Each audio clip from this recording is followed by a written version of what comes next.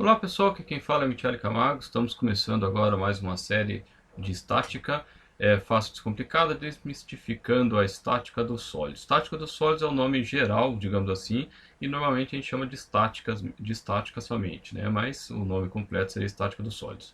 E nós estaremos aqui então a aula 1 falando sobre a introdução, onde nós estaremos trazendo os conceitos gerais, os conceitos básicos da estática e da mecânica como um todo. Bom, vamos lá.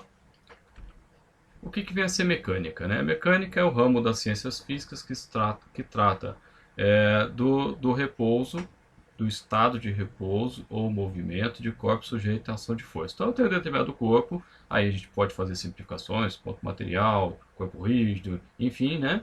Mas eu tenho um determinado corpo e nele eu tenho ação de forças, e aí a mecânica ela vem justamente a estudar esses fenômenos ou o que acontece quando eu tenho essa situação. A mecânica em si, ela está então dividida, né, podemos dizer, em mecânica dos corpos deformáveis, então, ou seja, eu aplico uma força e esse corpo deforma. Então, vou imaginar essa bolinha, eu aperto a bolinha, ela deforma, então isso aqui é um corpo deformável. A mecânica dos fluidos, né, então a gente tem uma outra série também de mecânica dos fluidos, que é onde o fluido é tudo que não é sólido é fluido, então líquido e gás estaria incluído nessa, nessa classificação.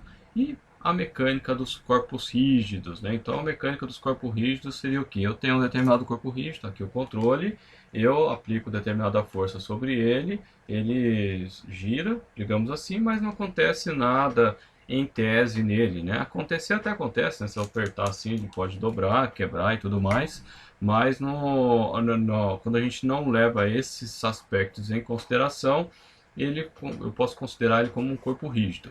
O mesmo corpo ele pode ser rígido ou deformável, depende do que eu quero estudar. Aonde que a gente vai estar estudando corpos deformáveis? É na resistência dos materiais, que aí quando você aplica determinadas forças, você tem tensões internas que são criadas no material, e aí você vai ter efeitos do cisalhamento, efeito da compressão, da tração e tantos outros tipos de problema que envolve esses fenômenos. Aí deixa isso lá para resistência de materiais. E, de uma certa forma, a estática ela é a base, digamos assim, para a resistência de materiais. Então, o que a gente vê aqui, você vai ver de novo em resistência de materiais. Então, se você tiver dificuldade aqui, você vai ter dificuldade em resistência de materiais também. Bom, e a mecânica dos corpos rígidos, ela então é subdividida na estática, que é o que a gente vai estar vendo nessa série, e na dinâmica, que é uma série que nós pretendemos fazer mais no futuro. Bom, o que é a estática? A estática ela trata do equilíbrio. Quando você fala aqui na mecânica ou na engenharia, na física de modo geral, quando você fala em equilíbrio, existe duas situações. Ou eu tenho velocidade zero, o objeto está parado, então que nem eu estou aqui na cadeira sentado, então estou parado, estou estático. Ou se eu estiver numa velocidade constante. Então, se eu tenho um determinado corpo, vamos imaginar essa bolinha, que está viajando numa velocidade constante, esse corpo ele estaria dentro do estudo da estática, porque a velocidade não muda. Basicamente, quando eu tenho aceleração, que seria a dinâmica, que trata do movimento acelerado dos corpos. Aí eu tenho a alteração de velocidade. E aqui a gente chama a atenção que a velocidade constante é a velocidade em linha reta. Porque se eu tenho essa bolinha fazendo uma curva, o que acontece? A velocidade ela é vetorial. Mesmo que ele faça uma curva na mesma velocidade numérica, então eu estou, por exemplo, a 3 metros por segundo fazendo a curva, ele está mudando de direção. Se ele está mudando de direção, eu tenho que ter uma força aplicada nele. Então eu tenho um movimento que tem que ser tratado na dinâmica e não na estática. Basicamente seria isso que a gente pode distinguir neste momento. Então é muito importante entender isso, porque às vezes a pessoa pensa que equilíbrio é só estar parado, e não é. Se tiver em movimento lá na cinemática, é um movimento retilíneo uniforme. Esse é um movimento que pode ser tratado dentro da estática, enquanto que o movimento retilíneo uniformemente variado aí seria um problema, digamos assim, de dinâmica. Mas a gente vê acaba estudando esses, né, um na sequência do outro por questões de coerência e de complexidade que você vai complicando ao longo dos tempos. Mas de um modo geral é isso que a gente tem. Bom, continuando então, quantidades básicas da mecânica, né? Aqui a gente está falando de mecânica, né? Então na elétrica também vai ter eletromagnetismo e outras disciplinas vai aparecer outras coisas, né? Outras unidades. Então, basicamente a gente trabalha com comprimento, que é um tamanho físico, então meça um determinado tamanho, né? 10 metros, 1 metro, 30 centímetros, enfim, é um comprimento. O tempo, né, que é uma sucessão de eventos, né, se você olhar a descrição teórica do que é tempo, né, então são uma sucessão de eventos, né, que um sucede o outro, né, então a gente trabalha com praticamente todos os sistemas com um segundo, né, ou um múltiplo de segundo, que é um minuto, ou a hora, enfim, mas a base seria o segundo, pelo menos todos os sistemas de unidades que eu conheço, né, não sei se tem outros. A massa, que é uma medida da quantidade de matéria, então massa e força são diferentes. É muito comum assim um erro, a pessoa vai na farmácia e ela sobe na balança e fala, nossa, meu peso hoje é 80 quilos, né? O peso não é quilos, né? Isso acaba sendo um pouco, ainda, né? As pessoas ainda falam isso, porque antigamente existia o sistema técnico, que hoje está caindo em desuso. Se você pegar alguns livros mais antigos, de 15 ou 20 anos, você vai ver ainda o KGF, né, que é o quilograma-força. Aí as pessoas elas mediam o peso e o quilograma-força é o equivalente, numericamente, equivale, né, à força dessa massa. Mas no sistema internacional, que é o que é tratado hoje, o quilo é em massa e a força é em newton e é outra unidade que estão relacionadas, mas não é a mesma coisa. Bom, a força, né, que é considerada aí um empurrão ou um puxão, só para ficar mais fácil de entender. E aí o que é interessante na questão da força, que dessas quatro grandezas, a única que é vetor é a força. A gente vai ter a aula que a gente vai falar de vetor, que a gente vai falar um pouquinho mais disso aí. E se você tem dificuldade, então aguarde aí que logo logo vai ter a aula de vetores, que a gente faz a revisão de vetores, que é muito importante, que dentro da estática, dentro da resistência dos materiais, se você não souber lidar com vetor, você está lascado. Essa que é a verdade.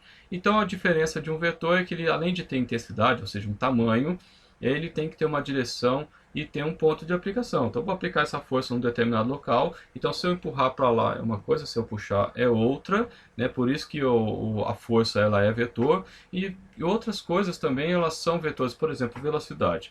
Digamos que eu quero sair de São Paulo e ir para o Rio de Janeiro. Então, aqui é Rio de Janeiro, aqui é São Paulo.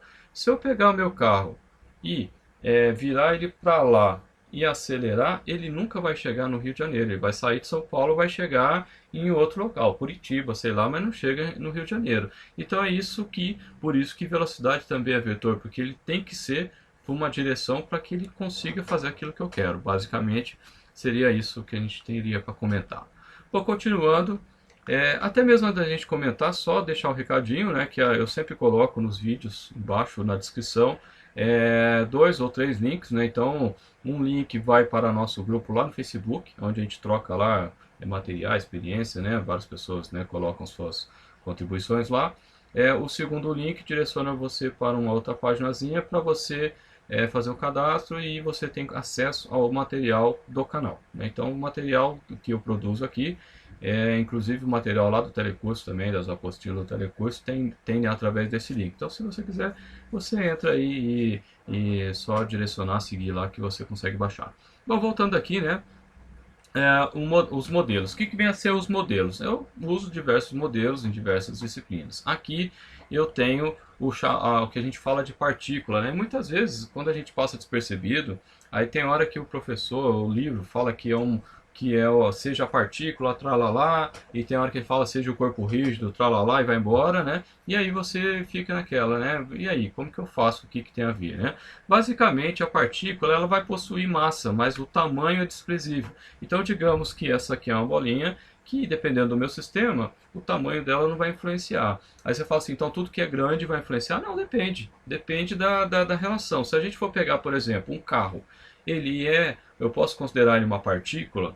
Aí você fala, bom, em que contexto? Se eu pensar de um veículo saindo de São Paulo indo para Rio de Janeiro, que sei lá, tem 500 quilômetros de distância, ou mais ou menos, não sei agora, o tamanho do carro, por maior que ele seja, vai ter, sei lá, 6 metros, um carro bem grande, né, de comprimento, perto dos 500 quilômetros não vai fazer muita diferença. Então você pode considerar o carro como um ponto material ou uma partícula, né, que é um outro termo usado similar, né, o ponto material ou partícula. Agora, se você for analisar esse mesmo carro numa garagem, aí não dá para você desprezar o tamanho do veículo, porque qualquer coisa você pode bater. Por exemplo, o planeta Terra, ele é um ponto material, uma partícula? Posso considerar? Depende. Se eu for considerar a Lua com relação à Terra, não dá. Mas em relação à própria órbita da Terra em torno do Sol, aí o tamanho da Terra também não influencia nada.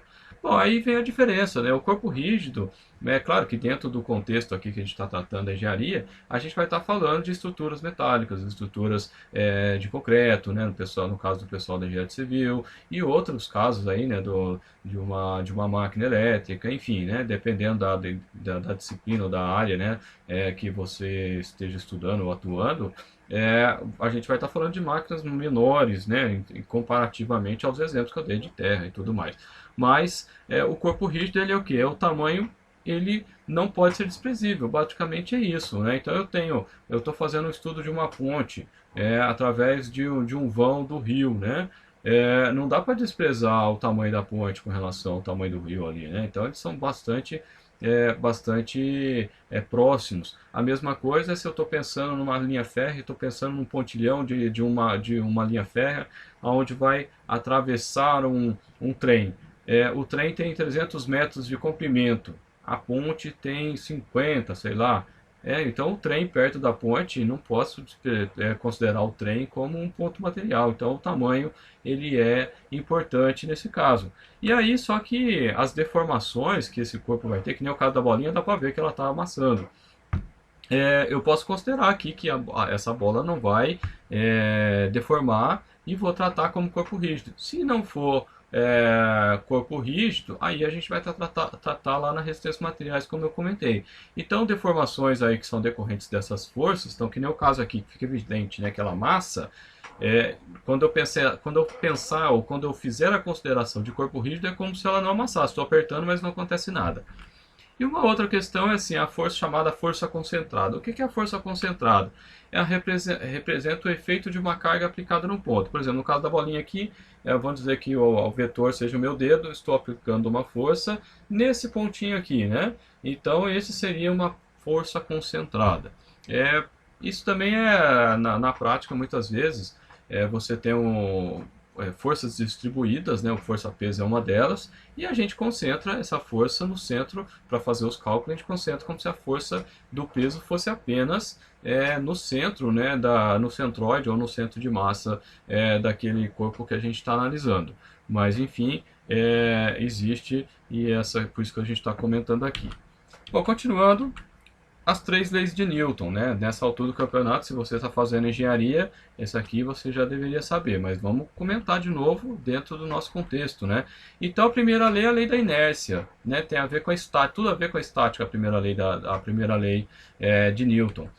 Ou a velocidade é igual a zero, ou a velocidade é linear e constante. Então tem que ser linear. Se tiver curva, obrigatoriamente, se eu tenho um movimento circular uniforme, digamos assim, né? Automaticamente eu tenho chamado força centrípeta, que é aquela força que faz com que a bolinha aqui continue nessa mesma rota. Ao mesmo tempo, se acontecer alguma coisa, eu tenho a força centrífuga aqui. Se vamos dizer que eu estou com uma rodinha, uma cordinha aqui, né? E essa cordinha arrebenta, na hora que ela arrebenta, a bolinha sai pela tangente. E aí, nesse caso, eu tenho o efeito da força centrífuga, né, que de centrofuga, que sai do centro, né, e a centrípeta que vai para dentro. Bom, então vamos imaginar aqui um corpinho, eu tenho 3 forças nesse exemplo aplicados nele, uma força, né, em diversas direções e sentidos aí, e só que neste caso, ou ele está, nesse conjuntinho, está se deslocando com velocidade constante, ou a velocidade é zero, né? Então esse seria o primeiro exemplo da primeira lei de Newton aqui. E no caso só muda com a ação de uma força externa, né? Então se eu só vou sair do equilíbrio se eu tiver uma força externa, que é a segunda lei de Newton, que é a força da aceleração, ou do movimento acelerado, que é força igual a massa vezes aceleração. A partir do momento que você tem a aplicação de uma força, surge uma aceleração. Você só não vai ter aceleração se a somatória das forças for em zero, né? Então você tem um punhado de força aplicada, como o caso do exemplo que está aí, né, dessa do vermelho, verde e azul, elas estão agindo de tal forma que as forças se anulam, e aí o resultante da força igual a zero, consequentemente a aceleração vai ser zero também. Bom, a segunda lei, então, ela fala do força de desequilíbrio, que vai causar aceleração, né, que aí vem o tal do movimento acelerado. Eu tenho aí minha partícula, meu ponto material, uma outra maneira de se falar, e aí eu aplico uma determinada força 1. O que vai acontecer? Vai surgir uma aceleração A. Né? O que é aceleração? A aceleração se for olhar pela definição, é a taxa de alteração da velocidade. Então ela aumenta, como que a velocidade está aumentando ou diminuindo. Isso quem me mostra é a aceleração. Então se a aceleração é 2 metros por segundo, quer dizer que a cada segundo a minha velocidade aumenta em 2 metros por segundo. Essa é o conceito, né? Aceleração em metros por segundo ao quadrado. Bom, e a terceira lei de Newton é a lei de ação e reação. A gente usa bastante, principalmente aqui também. A segunda lei a gente vai usar porque a gente vai estar na estática, então a gente vai estar na primeira lei. E na terceira lei, que é a lei da reação dos apoios, né? Quando a gente for fazer o diagrama de corpo livre, vai surgir as reações nos apoios, e aqui vem da terceira lei de Newton. E as forças mútuas de ação e reação entre duas partículas são iguais, opostas e colineares. Aí tem vários dizeres para a mesma coisa. Basicamente eu tenho, vamos dizer, dois pontos materiais ou dois corpos, A e B. O A está empurrando o B, né? Então o que acontece? Surge uma força de A para B, empurrando para lá, né, para lá, e existe a força de B para A empurrando, né, que seria como se fosse uma força resistente. Então basicamente, vamos imaginar que você está num barco, e aí nesse barco eu com o remo empurro a pedra que está na beira do barranco para sair. O que acontece? Eu empurro a pedra para lá e o barco vai para cá, ou seja, eu empurrei a pedra, mas a pedra me empurrou também, e é onde o barco vai para frente. Basicamente seria isso.